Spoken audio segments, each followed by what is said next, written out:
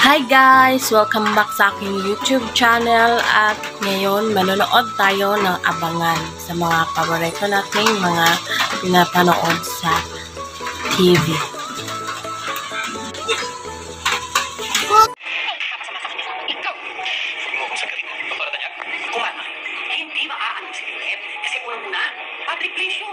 Lola, kaya po ako kinakabahan kasi si Ma'am Moira andun po sa restaurant kung nasan si nanay. Ano? Listen to me. Si Daddy, nag-withdraw ng 1.5 million dahil ibibigay niya dun sa...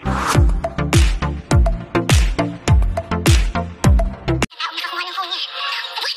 1.5 million? Kaya nandyan yung sige talaga. Kaya siya yung magbibigay ng pera at siya yung kukuha ng telepono. Hindi pwede to. Hindi maaaring mapunta kayo yung cellphone na yan. Yan ang cellphone ni RJ Tanyag. Naalala ko na lahat na nangyari. Si Moira.